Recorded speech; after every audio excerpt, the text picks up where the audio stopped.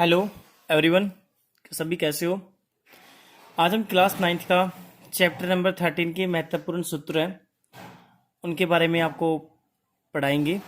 ठीक है।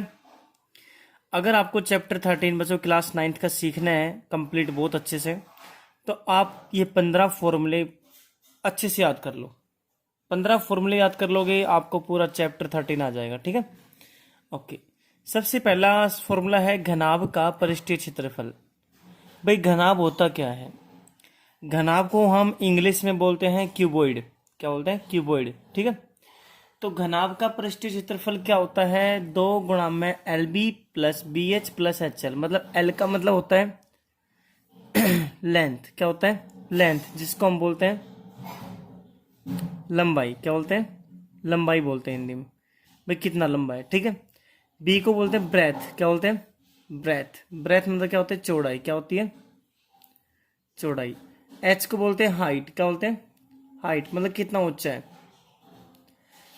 मतलब इसके अंदर 3 चीज होती है, लंबाई, चौड़ाई, ऊंचाई। ठीक है।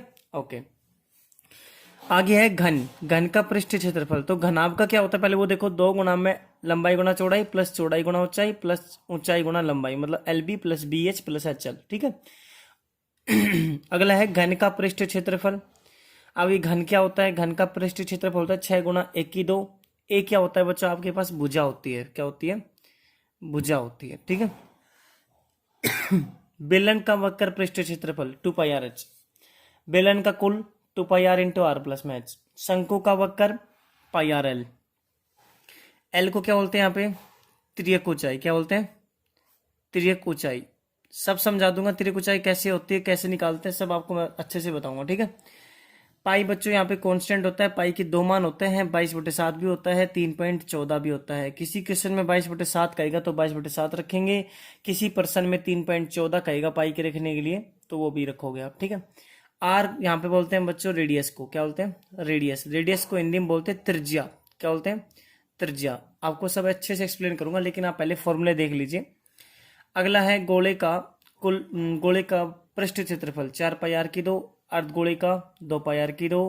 अर्धगोले का कुल 3 पाई आर की 2। घनाभ का आयतन एल गुणा बी गुणा एच। घन का आयतन भुजा की 3। बेलन का आयतन पाई आर स्क्वायर एच। शंकु का आयतन 1/3 पाई आर स्क्वायर एच। गोले का आयतन 4/3 पाई आर की क्यूब। अर्धगोले का आयतन 2/3 पाई आर की क्यूब। अब मैं समझाता हूँ स्टार्टिंग से कि भाई कौन क्या होता है। ठीक है। आप वीडियो को पोस्ट करके ये अच्छे से फॉर्मूले राइट डाउन कर लीजिए, लिख लीजिए और इनको याद कीजिए। ठीक है। तो देखो सबसे पहले मेरे पास आया था घनाभ। मैं आपको घनाभ के बारे में सारी जानकारी देना चाहता हूँ। पहले घनाभ बच्चों एक प्रकार से इस तरीके से होता है। मैं उसका चित्र बना के दिखा रहा हूँ आपको। घनाभ होता है आयताकार। क्या होता है? आयताकार।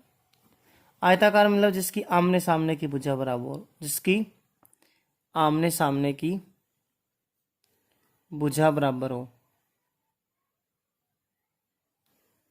ठीक है। ओके। तो इसे बोलते हैं घनाभ जो आयताकार होता है। तो घनाभ का लंबाई ये हो गई। ठीक है भाई, कितना लंबा है? चौड़ाई ये हो गई और ऊंचाई ये हो गई। भाई कितना ऊंचा है? तीनों चीज़ें मैंने आपको बता दी है कौन क्या क्या होती है। तो घनाभ के बारे में जो भी जानकारी थी मैंने आपको बता दी। ये होता है। फॉर्मूले सूत्र हैं वो ऊपर लिख रखे हैं। ठीक है। ओके। आगे जो सेकंड देखो, अगर मैं इस घनाभ के बारे में एक चीज़ और बताऊँ आपको, तो मैं कहूँ मेरे पास एक जैसे घनाभा का डब्बा है। क्या है? डब्बा जो ऊपर से खुला है। ऊपर से खुला है और उसके अंदर मुझे कोई चीज़ डालनी है, तो इसका क्षेत्रफल निकालो। तो आपको पता है ऊपर से खुला हुआ है, तो इसका मतलब उसकी एक एल बी माइनस कर दो, क्योंकि टोटल क्या होता है? टोटल का तो 2 × LB प्लस में बी एच प्लस में एच एल। लेकिन अगर मुझे कह रखा है कि खुला डिब्बा है, तो खुला होगा तो इसका मतलब ऊपर की इसकी ये छत तो नहीं होगी। डब्बा एक साइड से ओपन होगा, तो एक साइड से ओपन होगा तो एक साइड के अंदर क्या आती है? लेंथ आती है और क्या आती है? ब्रेथ आती है। तो वो माइनस कर दीजिए आप। ठीक है। तो यहाँ पे आपको एल बी एक बार लेना पड़ेगा। यहाँ पे 2 गुणा में बी एच प्लस में एच एल। तो जो 2 है गुणा में वो इसी से इन दोनों से होगा। ठीक है। एल बी अकेला रह जाएगा। एल बी अकेला क्यों रहा? क्योंकि आपके पास जो डब्बा है वो ऊपर से खुल रहा है। जैसे एक एग्जाम्पल मान लो कि हमारे पास एक कमरा है और कमरे को हमें पेंट करना है, सफेदी करनी है। ठीक है। तो पेंट आप जो कमरे की करते हो, तो बच्चों कितनी दीवारों की करते हो आप पेंट? 4 तो आपके पास दीवार हो गई। एक आपके पास छत हो गई, छत के ऊपर पेंट करते होंगे हम, ठीक है, ओके। फर्श के ऊपर तो पेंट नहीं करते ना, तो फर्श एक साइड आपको माइनस करनी पड़ेगी, क्योंकि हम सर फर्श की पेंट नहीं करते हैं। तो उसमें उस केस में भी उस मतलब वहां पे भी हम कौन सा फॉर्मूला यूज होगा, LB+2B × HL+HL, ठीक है, क्योंकि वहां पे भी एक साइड माइनस करनी पड़ेगी आपको, ठीक है। अगर डिब्बा डिब्बा वाला हो गया तो डिब्बे वाले में भी यही है, ठीक है। या मान लो मैं कहूँ कि मेरे पास एक कमरा है, कमरे की छत नहीं है, तो छत नहीं है तो उसमें छत आपने डाल नहीं रखी, तो छत में LB और B हो गया ना, तो वो भी माइनस कर देंगे। तो मतलब यही फॉर्मूला होगा, मतलब एक साइड ओपन होगी, चाहे ऊपर से हो या नीचे से, मतलब इंक्लूड ना हो, शामिल ना हो, तो फॉर्मूला आपके पास ये होगा। अब हम पर्सन करेंगे तो अच्छे से हमें समझ में आ जाएगा कि कौन सा कहाँ यूज करना है। अब सेकंड टाइप है वो देखो, इसमें घन है। क्या है? घन। ये घन क्या होता है? घन के बारे में बताता हूँ आपको। घन होता है बच्चों वर्गाकार। क्या होता है? वर्गाकार होता है, मतलब जिसकी सारी भुजाएं एक प्रकार से क्या होती है? बराबर होती है। घन होता है वर्गाकार, जिसकी सभी भुजा बराबर हो, जिसकी सभी भुजा समान हो, समान मतलब बराबर हो, ठीक है, ये घन होता है भाई। अब घन का भी सभी आपके पास फॉर्मूले हैं, वो आप सोल्व कर सकते हो, ठीक है। बात आती है बेलन की। अब बेलन भी था ना इसमें, तो बेलन की बात आती है। वो बेलन भी आप देखो क्या होता है, कैसे क्या नहीं होता। बेलन होता है इस तरीके का, बेलनाकार कोई बर्तन है मेरे पास, ठीक है। मुझे इस बेलन का अगर क्या निकालना है, वक्र पृष्ठ क्षेत्रफल। वक्र, वक्र कौन कौन सा होता है आप ध्यान से सीखो।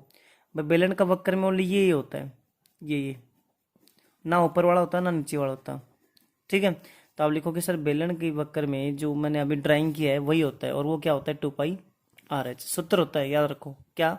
वक्र का, वक्र पृष्ठीय क्षेत्रफल।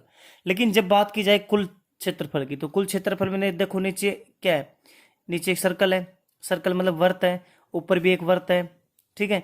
तो दोनों का क्षेत्रफल निकालो बच्चों। एक सर्कल होता है जिसको हम इंग्लिश में सर्कल बोलते हैं, हिंदी में वर्त बोलते हैं। तो वर्त का क्षेत्रफल क्या होता है? वर्त का क्षेत्रफल होता है πr/2, मतलब πr²। तो एक नीचे है एक ऊपर है, तो कितने वर्त है यहाँ पे? 2 वर्त है। तो आप 2 वर्त जोड़ दो किसमें? अगर कुल की बात करें, कुल में सारा आ जाता है, टोटल सारा, कुछ भी नहीं बचता। तो कुल में बेलन की कुल में क्या हो जाएगा? 2πRS तो है, 2πRS तो अंदर वाला था, लेकिन 2 और हैं। क्या? वर्ताकार। तो एक वर्ताकार का होता है πr², 2 के लिए क्या हो गया? 2πr²। अगर इसमें से कॉमन लेना चाहो आप, तो कॉमन क्या आ रहा है? 2πr कॉमन होता है कि देखो क्या चीज सेम है दोनों के अंदर। यहाँ पे 2πr कॉमन ली तो यहाँ पे क्या बचेगा? h बचेगा। यहाँ पे आपने 2π तो कॉमन ले लिया, लेकिन r भी कॉमन लिया, तो r की 2 थी, एक r तो बचेगा। ये इसका क्या आ गया? आंसर आ गया, ठीक है। अब आगे देखो क्या है। शंकु। शंकु के बारे में मैं बता दूं तो शंकु इस तरीके से होता है। जैसे ना आपने कभी देखा होगा, आपकी कोई बर्थडे पार्टी होती है, घर में किसी का बर्थडे होता है, तो आप जो जोकर टाइप से बर्थडे की जो कैप लेके आते हो, तो इस तरीके से होती है। या फिर आप आइसक्रीम जो खाते हो, आइसक्रीम इस तरीके की होती है, कोन वाली आइसक्रीम, तो इस तरीके का भी क्या होता है आपके पास? शंकु होता है, इसे शंकु बोलते हैं। अब शंकु की देखो, ये यहाँ से लेके यहाँ तक तो जो होती है उसको बोलते हैं आर, आर में त्रिज्या। और ऊपर चोटी से लेके यहाँ पे जो सेंटर है वहां तक लेके आएंगे, उसको बोलते हैं शंकु की ऊंचाई। और जो ये होता है ना साइड वाला, उसको बोलते हैं शंकु की तिर्यक ऊंचाई, तिर्यक ऊंचाई। अब आप ध्यान से देखो, ये कितने डिग्री का कोण है? 90 डिग्री का कोण है। तो इसका मतलब ये कौन सी त्रिभुज बन गई? समकोण त्रिभुज बन गई। ये L है, ये H है, ये R है। अब आपको क्या निकालना है? L निकालना है यहाँ से, ठीक है। तो L कैसे निकालोगे? L निकालने का फॉर्मूला, मतलब आप देखो एक पाइथागोरस थ्योरम, समकोण त्रिभुज बन गई है। कौन सी त्रिभुज बन गई? समकोण त्रिभुज। और समकोण त्रिभुज क्या होती है बच्चों? जिसमें 90 डिग्री का कोण हो। तो वहां पे हम क्या करेंगे? पाइथागोरस प्रमेय यूज करेंगे। क्या करेंगे? पाइथागोरस प्रमेय। पाइथागोरस प्रमेय होती है जो क्या होती है? कर्ण का स्क्वायर, कर्ण का स्क्वायर इज इक्वल टू आधार का स्क्वायर प्लस में लंब का स्क्वायर। आप कहोगे सर ये कर्ण लंब आधार क्या है? 90 डिग्री के सामने है ना, उसको बोलते हैं कर्ण। जैसे इंग्लिश में बोलते हैं हाइपोटेन्स, ठीक है। जो सीधा बिल्कुल सीधा खड़ा होता है उसको बोलते हैं लंब। क्या बोलते हैं? लंब, जिसको हम इंग्लिश में बोलते हैं परपेंडिकुलर।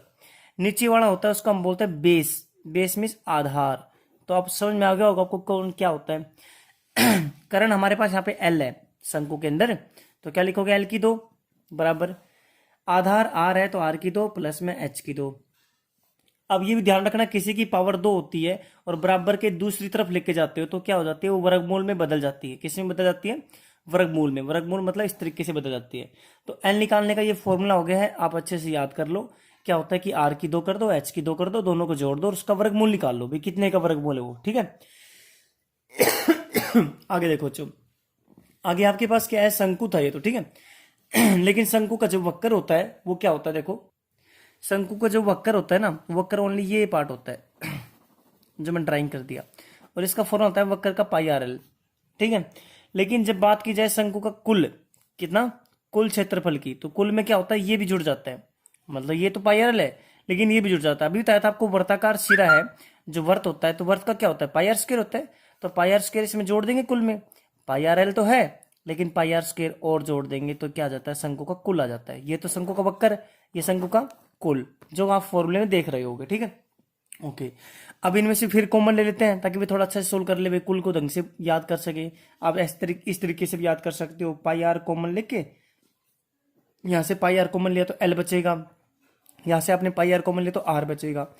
ये आपका क्या आ गया, कॉमन लेने के बाद आ गया, ये शंकु था। अब आती है गोले की, तो गोला, गोला क्या होता है, एक प्रकार से आपका जैसे ये गोला हो गया, ठीक है। तो गोले का क्या है, पृष्ठ क्षेत्रफल, तो गोले का पृष्ठ क्षेत्रफल क्या होता है, 4 पाई आर की 2। बात की जाए अर्धगोले की, मतलब अर्धगोला भाई इस तरीके से हो, ठीक है। अर्धगोले का देखो, आपने देखा होगा कभी ऊपरी साइड में, जैसे मान लो कोई टेनिस की बॉल हमारे पास, हमने उसको बीच में से काट दी, तो वो जो टेनिस की बॉल थी वो तो गोलाकार थी, लेकिन काटने के बाद वो अर्धगोलाकार में बदल गई। अब अर्धगोला का वक्र, वक्र निकालेंगे तो अर्धगोले का वक्र होता है ये इधर वाला, वक्र का फॉर्मूला होता है 2 पाई आर की 2। लेकिन जब बात की जाए अर्धगोले का कुल, कुल में ये भी जुड़ जाएगा, ये भी वर्ताकार सिरा है, तो इसका क्या होता है, पाई आर स्क्वायर होता है। भाई 2 पाई आर स्क्वायर तो नीचे वाले का था, पाई आर स्क्वायर ऊपर वाले का हो गया, दोनों को जोड़ोगे तो कितना आ जाएगा, 3 पाई आर की 2। ये क्या हो गया, अर्धगोला भी हो गया, ठीक है। अब मैंने आपको सारी चीज बता दी है, गोले का आयतन वगैरह तो आपको याद कर लेना है, लेकिन ये मैंने समझाया कि चित्र कौन सा होता है, बेलन किसे कहते हैं, गोला किसे कहते हैं, अर्धगोला किसे कहते हैं, शंकु किसे कहते हैं, समकोण त्रिभुज किसे कहते हैं, घनाभ किसे कहते हैं और घन किसे कहते हैं, ठीक है। तो मैंने आपको चित्र बना बना के समझा दिया है। अब आप इन फॉर्मूले को याद करो, फिर हम क्वेश्चन करेंगे तो आपको सारे क्वेश्चन समझ में आ जाएंगे अगर आप फॉर्मूले याद करोगे तो, ठीक है। अगर आपको हमारी वीडियो अच्छी लगी है तो बच्चों प्लीज लाइक कीजिए, हमारे चैनल को सब्सक्राइब करना बिल्कुल मत भूलो बच्चों। मिलते हैं नेक्स्ट वीडियोज में, बाय, टेक केयर।